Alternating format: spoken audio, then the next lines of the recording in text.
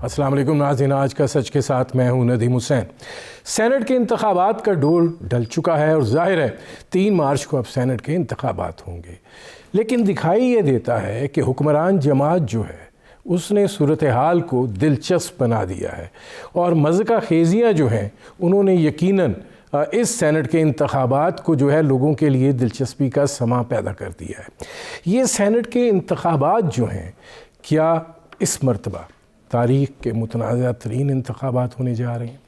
ये सवाल भी पैदा हो रहा है कि जिस तरीके से जिस तर्ज़ अमल के साथ सूरत हाल जो है उसको लेकर चला जा रहा है, तो वो भी मामलात कुछ ऐसे हैं कि जहाँ पे लोगों की सियासी वाबस्तगियाँ जो हैं उनको यकीनन उनसे छेड़छाड़ की जाएगी।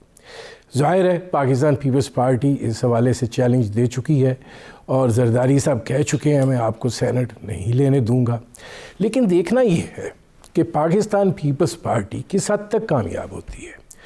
दूसरी सूरत हाल ये है कि जिस तरीके से सेनेट के इंतखाबात का मामला सुप्रीम कोर्ट के अंदर है, अब वहाँ से क्या फ़ैसला जो है वो उभर कर सामने आता है। लेकिन मेरा बुनियादी सवाल जो है वो ये है कि क्या ये तारीख़ के मुतनाज़ा तरीन सेनेट इंतखाबात होंगे। आपका अपने मेहमानों से तारुफ़ करवाते हैं। हमारे साथ मौजूद हैं वसीम सज्जाद साहब, साबिक चेयरमैन सेनेट रहे, एक तवील अरसे तक पाकिस्तान के। हमारे साथ मौजूद हैं इरफान कादिर साहब, साबिक अटॉर्नी जनरल रहे। वसीम सज्जाद साहब, पहले आप चूँकि सेनेट का बड़ा अरसा आपने रन किया है, देखा है, ये सबसे मुतनाज़ा इंतखाबात होंगे, सबसे मुतनाज़ा इंतखाबात होंगे। ये लगता यूँ ही है जी, क्योंकि सेनेट 1973 में मारज़ वजूद में आई थी। जो 73 का आइन बना था उसके तहत पहली दफ़ा एक ईवान बाला तश्कील दिया गया था। तो उसके बाद इसमें इलेक्शंस होते रहे हैं, तो गाए बहगाए कोई ना कोई कंट्रोवर्सी तो रही है, और ख़ुसूसन खैबर पख्तूनख्वा से और बलूचिस्तान से शिकायत आई हैं कि यहाँ पे ख़रीद फ़रोख्त हुई है और सेनेट के बारे में कुछ इरेगुलरिटीज़ हुई हैं।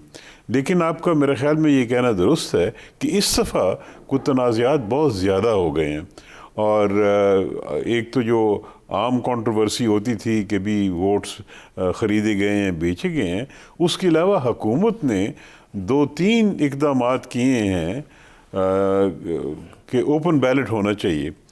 अगर वो एक सही वाज़े पॉलिसी के तहत चलते तो शायद उसकी समझ आ जाती कि वो क्या चाहते हैं, लेकिन उन्होंने पहले रेफरेंस किया, यानी सुप्रीम कोर्ट से उन्होंने राय मांगी कि जी इसमें इबाहम है, आप हमें गाइड करें और अपना मशवरा दें। फिर एक बिल मूव कर दिया। अब ये समझ नहीं आती कि जब मामला सुप्रीम कोर्ट में है तो बिल मूव करने की क्या ज़रूरत थी। उसके बाद जब वो बिल कामयाब नहीं हुआ तो एक ऑर्डिनेंस कर दिया। तो इसकी वजह से बहुत सी कन्फ्यूजन पैदा हो गई है और अब मामला सुप्रीम कोर्ट में है। तो मेरा अंदाज़ा है कि शायद सुप्रीम कोर्ट इसका फ़ैसला कोई ना कोई कर देगा, जिसके बाद शायद हालात जो हैं कुछ ज़्यादा वाज़े हो जाएंगे। आपको क्या दिखाई देता है, सेनेट के मामलात को आपने बहुत करीब से देखा है, कि किस हद तक ये जो सेनेट के इलेक्शन है इसके अंदर पार्टी डाइवर्शंस होंगी? इन सेनेट के इंतखाबात में पार्टी की पोजीशन तो अपनी जगह होनी चाहिए, और कोalition है हुकूमत की, और हुकूमत को अपने कोalition के मेंबरान को भी साथ लेके चलना होगा। और इसी तरह पंजाब में भी उन्होंने दूसरी पार्टीज़ के साथ मिलकर हुकूमत बनाई हुई है। तो आपस में अंडरस्टैंडिंग बहुत ज़रूरी है। अगर आपस में अंडरस्टैंडिंग नहीं रहती या कोई उसमें मुश्किलात आ जाती हैं, अब MQM भी उनके साथ है, PMLQ भी उनके साथ है, तो ये जो एलाइज हैं इनके साथ, बलूचिस्तान की पार्टीज़ भी उनके साथ हैं, अगर इनके दरमियान कोई मिसअंडरस्टैंडिंग आती है या किसी वजह से मेंबरान नाराज़ हो जाते हैं, ये भी देखने में आया कि कुछ मेंबरान ने ये बयान भी दे दिया है कि जी हम वोट नहीं देंगे। तो अगर नाराज़ हो जाते हैं और वोट देने ही नहीं आते या दानिस्ता तौर पे ख़राब कर देते हैं तो उससे मुश्किलात पैदा हो जाएंगी। इरफान कादिर साहब, ये फरमाइएगा कि ये जो हुकूमत ने किया है, पहले रेफरेंस फिर ऑर्डिनेंस, मतलब क्या सोच समझ के ये किया है? देखें, आर्टिकल 226 जो है मेरी समझ के मुताबिक तो वो बड़ा क्लियर है और तमाम इंतखाबात जो हैं वो सीक्रेट बैलेट से होंगे। और अगर आपने मैल प्रैक्टिसेस को रोकना है और उसकी सीक्रेसी को कम करना है या सीक्रेसी को रेगुलेट करना है, तो फिर किसी किस्म का भी उसमें अगर आपने उस आर्टिकल में कोई कंडीशंस लगानी है तो वो आईनी तरमीम के जरिए लगा सकते हैं ना। बगैर आईनी तरमीम के जरिए उसको आप, उसका जो इम्पैक्ट है सीक्रेट बैलेट का, उसको आप कॉम्प्रोमाइज नहीं कर सकते, उसको टेपर डाउन नहीं कर सकते। तो लिहाजा ये जो रास्ता ढूंढा गया कि पहले रेफरेंस फाइल किया गया, और वो भी एडवाइजरी ज्यूरिसडिक्शन में, क्योंकि एडवाइजरी ज्यूरिसडिक्शन में तो सुप्रीम कोर्ट रिकमेंड कर सकता है ना जी, एडवाइस कर सकता है। नहीं, इसमें इरफान कादर साहब बात ये है कि आज उन्होंने बुलाया हुआ था चीफ इलेक्शन कमिश्नर को और उससे वो कह रहे थे कि आप ये बताएं कि अगर कोई ये पैसों की लेन देन होता है तो आप उसको फिर कैसे कंट्रोल करेंगे, क्या तरीक़ाकार होगा, क्या मैकेनिज्म होगा, हमें वो रास्ता बताएं। मैं समझता हूँ कि ये जो सवाल है सुप्रीम कोर्ट का बिल्कुल इररिलेवेंट है, क्योंकि रेफरेंस जो सुप्रीम कोर्ट के पास आया वो तो इस हद तक आया एसेंशली कि वो ये बताएं कि सीक्रेट बैलेट जो है वो आया आइन में जो आर्टिकल 226 जो है, कौन से इलेक्शंस हैं जो आइन के तहत होते हैं जिनको के 226 अप्लाई करता है और कौन से इलेक्शंस को अप्लाई नहीं करता। अब ये जो इलेक्शन कमीशन को भी बीच में बुला लिया गया और फिर एडवाइजरी ज्यूरिसडिक्शन में सुप्रीम कोर्ट तो मैं समझता हूँ बुला ही नहीं सकता, और इलेक्शन कमीशन को इस तरह से जाके अपने आप को सबमिट कर देना, तो मुझे तो फ्रैंकली ये कोई तरीक़ेकार की कुछ समझ ही नहीं आ रही। क्योंकि जो लीगल तरीक़ाकार है लीगल पार्लेंस में, वो तो ना तो ये ऑर्डिनेंस के जरिए अचीव हो सकती है अमेंडमेंट कॉन्स्टिट्यूशन की, इनडायरेक्टली आप अमेंडमेंट कर नहीं सकते, और इलेक्शन कमीशन जो है उसका काम है इलेक्शंस करवाना, और ये तमाम मामले जो है आर्टिकल 226 के वो उनका काम है, वो सुप्रीम कोर्ट का तो काम नहीं है। तो ये जो बुलाया गया है ये सारा, तो ये तो एक बड़ी टग ऑफ वॉर चल रही है इस वक्त हुकूमत में और अपोजिशन में, और ये एक बहुत बड़ा इनका सियासी इशू बना हुआ है। तो इस सियासी इशू में अगर हम इलेक्शन कमीशन को भी ट्रैक करेंगे और अगर सुप्रीम कोर्ट को भी ट्रैक करेंगे तो बहरकैफ जो भी फैसला होगा एक कंट्रोवर्सी का शिकार रहेगा, और हमें ना तो सुप्रीम कोर्ट को कंट्रोवर्शियल करना चाहिए ना इलेक्शन कमीशन को करना चाहिए। अच्छा, इसमें वसीम सिजाद साहब आप क्या समझते हैं कि चीफ इलेक्शन कमिश्नर को बुलाया गया, कल फिर वो पेश होंगे, उनसे मैकेनिज़्म जो है वो मांगा जा रहा है, किस हद तक दुरुस्त है ये? देखिए, सुप्रीम कोर्ट सबसे बड़ी अदालत है, उन्होंने बुलाया है, उनकी राय मांगी है, लेकिन मेरे ख्याल में जो बुनियादी नुक्ता है जिस पे गौर करना चाहिए और जिसके बारे में सुप्रीम कोर्ट से राय मांगी गई है वो ये है कि क्या ये तब्दीली जो चाह रही है हुकूमत, ये आइन में तरमीम से हो सकती है या आम कानून में तरमीम से हो सकती है। बाकी जो मसले आ रहे हैं मेरा ख्याल वो इस रेफरेंस से बाहर हैं, यानी रेफरेंस के अंदर सवाल ये उठाया गया है। अब इसमें जो हमारा आइन है उसके आर्टिकल 226 में ये लिखा हुआ है कि आइन के तहत जितने भी इलेक्शंस होंगे वो सीक्रेट बैलेट के तहत होंगे, और ये जो इंटरनेशनल कन्वेंशंस होती हैं ह्यूमन राइट्स की, उसमें भी ये लिखा होता है कि जी बैलेट जो होगा वो सीक्रेट होगा।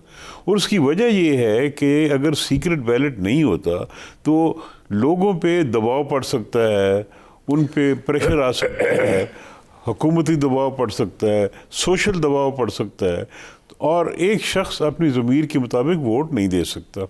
लिहाजा ये सीक्रेट बैलेट का कॉन्सेप्ट जो सामने आया है, और फिर सुप्रीम कोर्ट की अपनी जजमेंट्स हैं कि सीक्रेट बैलेट का मतलब ये है कि वोट से बिल को पता ना चले कि किसने वोट किसको दिया है। इसीलिए वो जो अब तो सुप्रीम कोर्ट ये कह रही है कि वो जो साइड की स्लिप है वो देख सकते हैं आप। ये तो जी अब सुप्रीम कोर्ट वजाहत करेगी, फैसला आएगा तो बात सामने आ जाएगी, लेकिन अभी तक जो फैसले हैं उसमें मेरा एक बड़ा मशहूर केस है, जब सेनेट मैंने इलेक्शन लड़ा था तो उसमें भी ये फैसला आया था कि बैलेट पेपर पे अगर कोई भी निशान ऐसा आ जाता है जिससे पता चल सके या खदशा हो कि भी इससे वोटर की आइडेंटिफिकेशन हो जाएगी, तो फिर वो वोट जो है वो इनवैलिड होगा। ये सीक्रेट बैलेट के तसव्वुर के ख़िलाफ़ है। और नेशनल असम्बली में भी जब वोटिंग होती है तो उसके काउंटर फॉइल पे तो आ जाती है तफसील कि भी किस शख्स का आईडी कार्ड नंबर क्या है, उसका थंब इम्प्रेशन भी आ जाता है, लेकिन जो उसको बैलेट पेपर दिया जाता है उसके ऊपर कोई निशान नहीं होता। तो उसके रिकॉर्ड से ये तो पता चल जाता है कि किस शख्स को बैलेट पेपर दिया गया है, वो सही शख्स था या गलत शख्स था। लेकिन जब बैलेट पेपर बैलेट में डाल दिया जाता है उससे बिल्कुल अंदाज़ा नहीं होगा कि किसने किसको कहाँ वोट दिए, और यही मकसद है आर्टिकल 26 का। इरफान कादिर साहब, आपको क्या लगता है कि सुप्रीम कोर्ट जो है इस सियासी मसले को सॉर्ट आउट करना चाहती है कि ये किसी मुहाज़राई में, किसी कंट्रोवर्सी में ना चला जाए? देखिए, सुप्रीम कोर्ट को सबसे पहले तो अपने कोड ऑफ कंडक्ट में तरमीम करनी चाहिए, जहाँ पे कि लिखा हुआ है कि वो सियासी इश्यूज में अपने आप को इन्वॉल्व नहीं करेंगे, बावजूद इसके कि उन सियासी इश्यूज में कानूनी इश्यूज ही क्यों ना पिन्हाओ। तो जब ये कोड ऑफ कंडक्ट में बात आ गई है और जब ये एडवाइजरी जुरिस्डिक्शन में एक बात पूछी जा रही है जिसमें कि कोई ऐसी तशरीह वाली बात मुझे तो नज़र नहीं आती, तो मैं तो समझता हूँ कि सुप्रीम कोर्ट को चाहिए कि फौरी इसमें अपना फैसला सादर करें और वो कहें कि जी आईनी तरमीम के जरिए अगर ये चीज़ आईनी तरमीम के जरिए हो सकती है और पार्लियामेंट खुद मुख्तार है, अगर वो चाहे तो आईनी तरमीम कर सकती है। दूसरी बात यह है कि फिलहाल आईनी तरमीम पे चूंकि ऑपोजिशन राजी नहीं है, तो ये जरूर हो सकता है कि सुप्रीम कोर्ट अगर ऑपोजिशन को वैसे बुला ले, क्योंकि कुछ केसेस ऑपोजिशन ने भी किए हुए हैं, तो 184(3) में उन्होंने कुछ केसेस किए हुए हैं, अगर उन केसेस को भी वो सामने रख लें और ऑपोजिशन और हुकूमत से उन केसेस में अगर इस तरह की बात अगर वो मान जाएं कि ठीक है हम तरमीम करते हैं, तो वो एक दरमियानी रास्ता हो सकता है। लेकिन बहरकैफ तरमीम तो फिर भी पार्लियामेंट करेगी ना, सुप्रीम कोर्ट तो वो नहीं कर सकती। तो ये जैसे आर्मी चीफ का मामला था, तो वहां पे सब ने ये मुत्तफिका तौर पे फैसला कर लिया था, ऑपोजिशन ने और हुकूमत ने, कि ठीक है हम कानून में कानून साजी कर देते हैं उनकी अपॉइंटमेंट के बारे में, और उन्होंने कर दी थी, क्योंकि कानून साजी फिर पार्लियामेंट का काम है, सुप्रीम कोर्ट का नहीं है। तो यहाँ पे तो आइन में तरमीम की बात है, तो वो तो बिल्कुल ही सुप्रीम कोर्ट है, उससे उस तरह से कोई ताल्लुक नहीं है। लेकिन अगर वो खुद ही मान जाए और उसमें कोई मसालती किरदार अगर सुप्रीम कोर्ट अदा कर सकती है, तो वो उसमें कोई हर्ज नहीं है, वो कोई गलत बात भी नहीं। ठीक है नाज़रीन, हमारी गुफ्तगू जारी है, एक मुख्तसर से कमर्शियल ब्रेक का वक्त हुआ है, मिलते हैं इस वक्फे के बाद।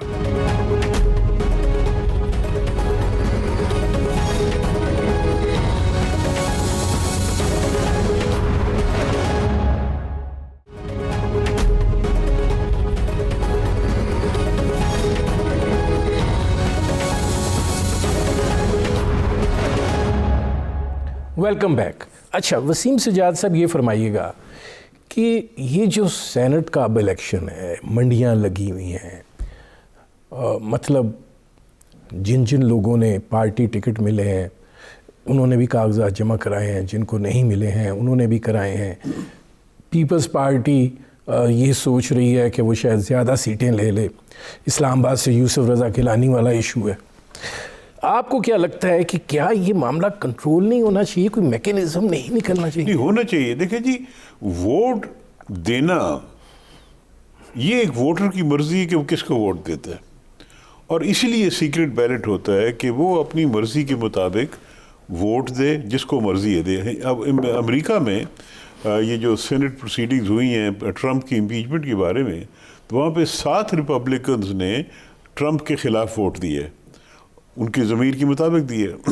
तो लिहाजा वोट देना अपनी मर्ज़ी के मुताबिक, अपनी सोच के मुताबिक, कि भी मुझे ये कैंडिडेट ज़्यादा पसंद है, ये कैंडिडेट पसंद नहीं है, इसका प्रोग्राम मुझे ज़्यादा पसंद है, या इसका किरदार मुझे ज़्यादा बेहतर लगता है।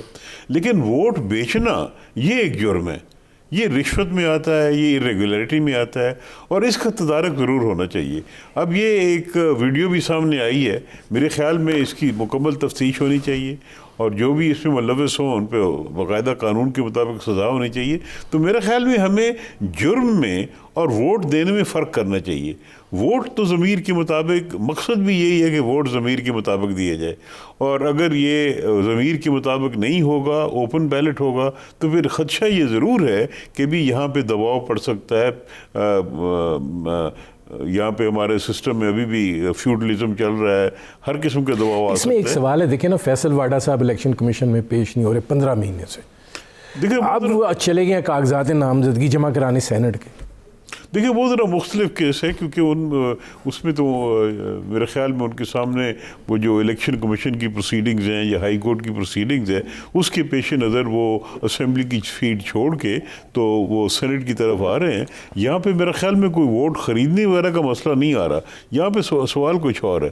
तो जिससे मैंने अर्ज़ किया जी कि फ़र्क करना चाहिए वोट देने में, जो कि एक वोटर की मर्ज़ी होती है, और वोट पैसे दे के ख़रीदना, पैसे दे के दबाव में डाल के वोट लेना, ये गलत चीज़ें हैं और इसका तदारक होना चाहिए। और इसमें मेरे ख्याल में बेहतर यही होगा कि ये सब पार्टीज़ का मसला है, और आज पीटीआई इक़्तिदार में है, पिछले दिनों में और पार्टी से आइंदा कोई और होगी, ये हर एक के लिए प्रॉब्लम आएगा। लिहाजा बेहतर तो यही है कि तमाम पार्टीज़ मिल के इस पर एक कंसेंसस बना के, इसको स्टडी करके कंसेंसस बना के आइन में तरमीम करें, ताकि आइंदा के लिए कोई हल तलाश किया जा सके। अच्छा इरफान कादर साहब, ये फरमाइएगा, आपको क्या लगता है कि सुप्रीम कोर्ट कोई बीच का रास्ता निकालेगी इस सारे सिनेरियो में से? कोई डायरेक्टिव आएगा? हाँ, बीच का रास्ता अगर उन्होंने निकालना है तो वो मैंने आपको पहले ही कहा कि उसके लिए उनको एक मनाना पड़ेगा ऑपोजिशन को और हुकूमत को कि वो मिल के तरमीम करें आइन में। ये बीच का रास्ता हो सकता है। इसके अलावा और बीच का रास्ता कि सुप्रीम कोर्ट खुद कुछ कर दे या खुद उस पर तरमीम कर दे आइन के आर्टिकल में, या इस तरह का ऑर्डर कर दे या इस तरह की वजाहत कर दे जिससे कि इनडायरेक्टली आइन का जो आर्टिकल 226 है उसमें तरमीम हो। तो ये नहीं हो सकता, ये बड़ा मुश्किल होगा सुप्रीम कोर्ट के लिए इस तरह करना। नहीं, कोई ऐसी वजाहत आ सकती है कि इलेक्शन जो है उनको शफाफ बनाने के लिए क्या स्टेप्स लिए जा सकते हैं? नहीं, उसका इस रेफरेंस से कोई ताल्लुक नहीं होगा और इस तरह की ये वजाहत की जरूरत भी नहीं है, क्योंकि ये तो इलेक्शन कमीशन का काम है कि ये चीजें इंश्योर करे, या अगर कोई वजाहत देनी है उन्होंने तो एग्जीक्यूटिव अथॉरिटीज जो पाकिस्तान की हैं वो इलेक्शन कमीशन के ताबे हैं इन मामलात में, सुप्रीम कोर्ट के ताबे नहीं है। और गालिबन आर्टिकल है कॉन्स्टिट्यूशन का जिसमें लिखा हुआ है कि तमाम एग्जीक्यूटिव अथॉरिटीज जो है वो मदद करेंगी ये इलेक्शन कमीशन की। आर्टिकल गालिबन 218 मेरा ख्याल है, तो उसमें सुप्रीम कोर्ट को कोई इख्तियार ये आर्टिकल 186 में इस तरह का नहीं। इसमें एक और सवाल फिर पैदा होता है कि अगर ये मामला इसी तर्ज पे रहता है तो ये ज़्यादा कन्फ्यूजन नहीं क्रिएट करेगा? आप बिल्कुल सही कह रहे हैं कि अगर इस तरह ये लिगर ऑन करता रहता है और ये लॉन्ग ड्रॉन प्रोसीडिंग्स हो जाती हैं और इलेक्शंस जो हैं वो भी डिले होना शुरू हो जाते हैं, और इलेक्शन कमीशन खुद बजाय इलेक्शन करवाने के वो भी अपना काम छोड़ के सुप्रीम कोर्ट को तफवीज़ कर देती है कि ठीक है ये सुप्रीम कोर्ट को करने दें, तो इससे डेफिनेटली जो सारा प्रोसेस है, ख़ास तौर पे एक जो कॉन्स्टिट्यूशनल मैंडेट है, वो इससे बिल्कुल इम्पैक्ट होगा। वसीम सजाद साहब, चीफ इलेक्शन कमिश्नर की सुप्रीम कोर्ट में तलबी और फिर उनसे इक़दामात कि कैसे ट्रांसपेरेंट किया जाए, आपका क्या राय है? देखिए की बात है कि सुप्रीम कोर्ट इस मामले में उनको भी परेशानी होगी कि भी ये ख़रीद फ़रोख्त होती है जिस तरह आम पब्लिक में भी परेशानी है। सवाल है इसका हल क्या है, और वो सुप्रीम कोर्ट ने उनको बुलाया है, उनसे पूछेंगे कि आपके पास क्या हल है। तो हल तो बज़ाहिर यही नज़र आता है कि पहली चीज़ तो ये है कि क्या सीक्रेट बैलेट आपने रखना है कि नहीं रखना। जब तक आर्टिकल 226 मौजूद है तो सीक्रेट बैलेट को हटाना मुश्किल मुझे नज़र आता है। अब सुप्रीम कोर्ट क्या फ़ैसला करती है वो अब सुप्रीम कोर्ट का इंतज़ार किया जाएगा। दूसरा ये है जी कि अगर इलेक्शन कमीशन के पास शिकायत आएँ, जिस तरह के अब एक वीडियो सामने आई है, या कोई शख्स उनके पास शिकायत लेके जाए, जिस तरह पिछली दफ़ा पख्तूनख्वा असेंबली में हुआ था कि शिकायत थी कि लोगों ने वोट बेचे हैं, तो उस पर तहकीकात होनी चाहिए। और मेरे ख़्याल में इलेक्शन कमीशन के पास अज़ ख़ुद तो ऐसे कोई एक्सपर्टीज़ नहीं है कि वो इस किस्म की तहकीकात करें। इसमें जॉइंट इन्वेस्टिगेशन टीम्स भी बन सकती हैं, देखा जाए कि क्या किसी शख्स ने पैसे लेके वोट बेचा है। तो मेरे ख़्याल में इसमें कवानीन को सख्त भी किया जा सकता है। दूसरा ये है कि पॉलिटिकल पार्टीज़ को एहतियात करनी चाहिए टिकट देते वक्त कि भी हम कैसे शख्सियात को टिकट देते हैं, और ये शिकायत जो है ये खैबर पख्तूनख्वा और बलूचिस्तान में ज़्यादा आती है, पंजाब में कदर कम आती है, सिंध में भी आई है लेकिन निस्बतन कम आई है। तो मेरे ख्याल में पार्टीज़ को भी अपना डिसिप्लिन मजबूत करना चाहिए, और अगर उनको शिकायत मिलती है जिस तरह की PTI ने किया था कि उनको यकीन हो गया था कि किन लोगों ने अपने वोट भेजे हैं तो उन्होंने उनको पार्टी से खारिज कर दिया था। तो मेरा ख्याल है ये एक और सवाल है, आप क्या समझते हैं कि अगर कोई पैरामीटर्स ड्रॉ करती है सुप्रीम कोर्ट, रेफरेंस का हिस्सा होगा? जी, अगर सुप्रीम कोर्ट कोई हुक्म जारी करती है तो सुप्रीम कोर्ट का हुक्म तो कानून होता है, तो लिहाजा वो जो भी हुक्म होगा वो कानून के ज़ुमरे में आएगा और उसके मुताबिक इलेक्शन को करवाना पड़ेगा। नाज़रीन, हमारी गुफ्तगू जारी है, एक मुख्तसर से कमर्शियल ब्रेक का वक्त हुआ है, मिलते हैं वक्फे के बाद।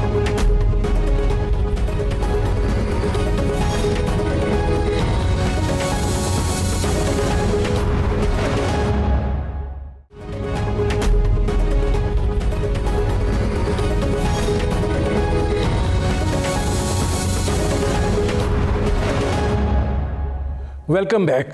इरफान कादिर साहब, आप क्या समझते हैं कि अगर रेफरेंस, बिल, ऑर्डिनेंस कोई चीज़ नहीं चलती और ये कन्फ्यूजन जो है ये सियासत को कितना प्रागंदा करेगा? ये सियासत को तो इतना गंदा नहीं करेगा, लेकिन हमारे जो इदारे हैं, इलेक्शन कमीशन है, सुप्रीम कोर्ट है, उसको ज़रूर कंट्रोवर्सी का ये शिकार कर देगा। और दूसरी बात जो मैं कहना चाहता हूँ ये कि ये तो ऑर्डर जो होगा सुप्रीम कोर्ट का एडवाइजरी ज्यूरिसडिक्शन में ऑर्डर होगा, और एडवाइजरी ज्यूरिसडिक्शन का जो ऑर्डर है उसका तो बाइंडिंग इफेक्ट हुकूमत पे भी नहीं है। चे जाए कि हम कहें कि उसका बाइंडिंग इफेक्ट जो है वो सारे पाकिस्तान पे होगा, तो इस पे भी हमें गौर करना है। और क्योंकि अगर हुकूमत पर उसका बाइंडिंग इफेक्ट नहीं है तो फिर क्यों कर अपोजिशन उसको मानेगी।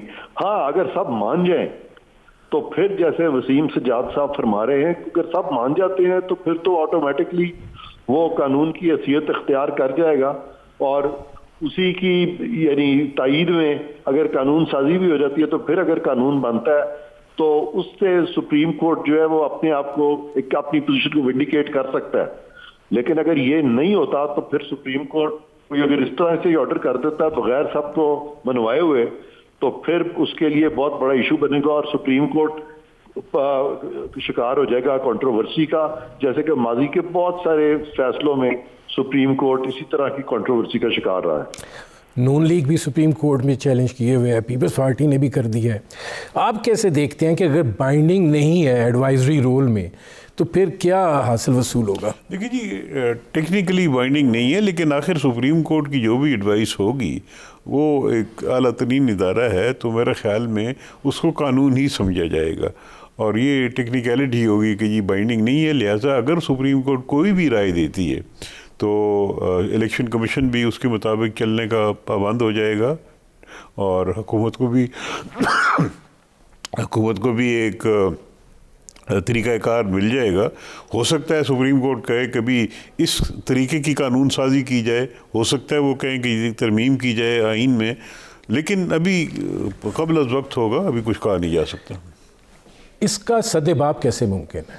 सद्देबाब तो यही है जी कि मैंने अर्ज़ किया ना जी कि ये मामला ऐसा है, आइन हमारा 73 का एक कंसेंसस डॉक्यूमेंट है, इसका सद्देबाब यही है कि तमाम पार्टीज़ बैठ के इस पे एक गौर करें, मसला सबके लिए है, और मेरे ख़्याल में ये एक ऐसा मसला है जिस पे सबको तशवीश भी होगी, लेकिन एकतरफ़ा करने से वही हालात होंगे जो इस वक्त सामने आ रहे हैं।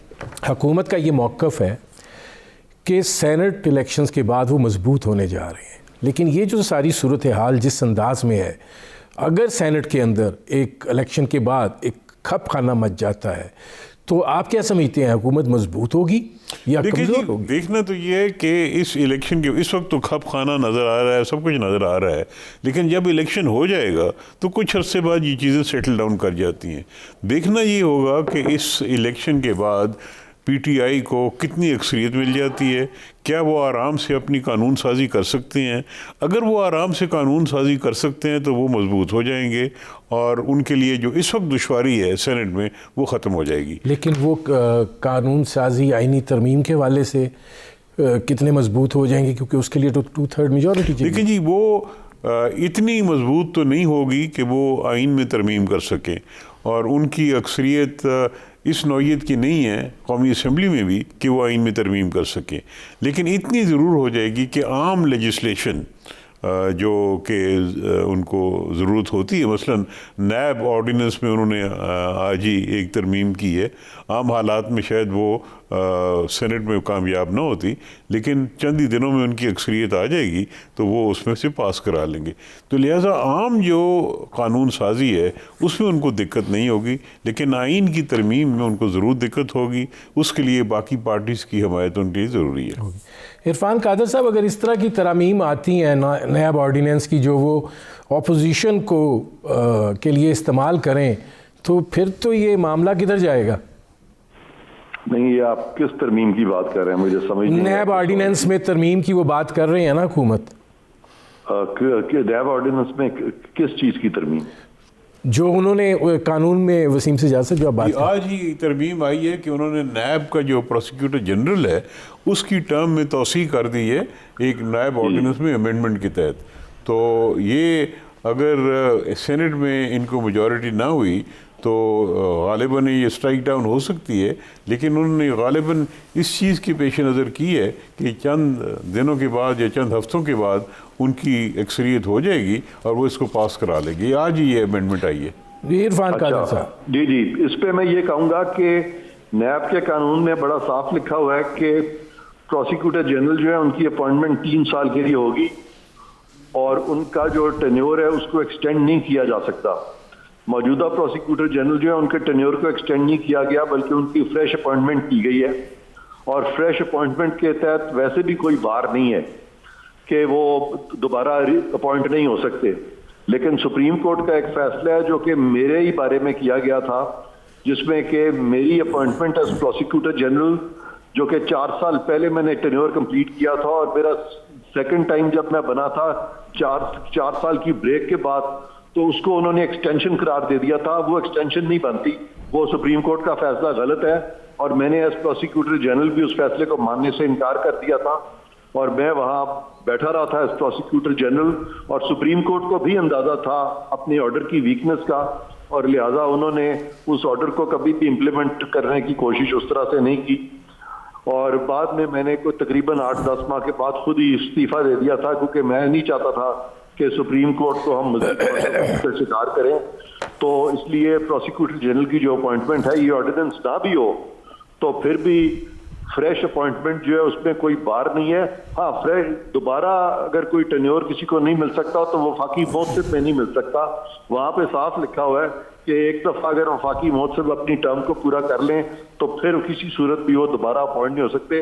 वो प्रोविजंस की लैंग्वेज बिल्कुल डिफरेंट है, और मौजूदा जो सेक्शन 8 है पुराना नेशनल अकाउंटेबिलिटी ऑर्डिनेंस का, वो बिल्कुल डिफरेंट है। वहां पे फ्रेश अपॉइंटमेंट हो सकती है, एक्सटेंशन नहीं हो सकती। अच्छा, इसमें इरफान कादर साहब ये फरमाइएगा कि बिल्कुल एंड पे पहुंचे हुए हैं, ये जो एडवाइजरी रेफरेंस है, अब इसके अंदर गाइडलाइंस जो हैं वो किस नौइयत की आ सकती हैं? क्योंकि वसीम सजाद साहब तो सीक्रेट बैलेट की सेंक्टिटी की बात कर रहे हैं। देखें, एडवाइजरी जो रेफरेंस है ये गाइडलाइंस के लिए इतना नहीं होता जितना कि ये कानून की तशरीह के लिए होता है। कानून की तशरीह में हुकूमत खुद भी तशरीह कर सकती है, हुकूमत सुप्रीम कोर्ट को भी रेफर कर सकती है। तो जो सुप्रीम कोर्ट को रेफर कर सकते हैं वो तो खुद भी तशरीह कर सकते हैं। तो इसलिए ये कहना कि अगर उन्होंने सुप्रीम कोर्ट को कोई काम दिया है आइन के नीचे तो उससे वो ज्यादा सैंक्टिफाई हो जाता है, तो हरगिज़ ऐसी बात नहीं है। और बहुत सारे और ऑफिसेज भी हैं, मसलन इन मामला में इलेक्शन कमीशन मैं समझता हूँ ज्यादा रेलिवेंट अदारा है अगर कोई तशरीह तलब चीज हो इलेक्शंस के बारे में। लेकिन यहाँ पे तो तशरीह तलब चीज कोई है ही नहीं, क्योंकि सीक्रेसी ऑफ बैलेट के बारे में तो वसीम सजाद साहब ने बड़े वाज़ेह तरीके से कह दिया है कि उसको तो आप डिस्टर्ब नहीं कर सकते जब तक कि आप आइन में तरमीम ना करें। वसीम सजाद साहब, आप क्या समझते हैं कि जो इलेक्शन कमीशन है इसके अंदर अगर आर्टिकल 226 है, क्या वो कोई काबिल तशरीह है? रेफरेंस ओपन बैलेट के हवाले से है। तो क्या ओपन बैलेट के ऊपर सुप्रीम कोर्ट का आ सकता है फैसला?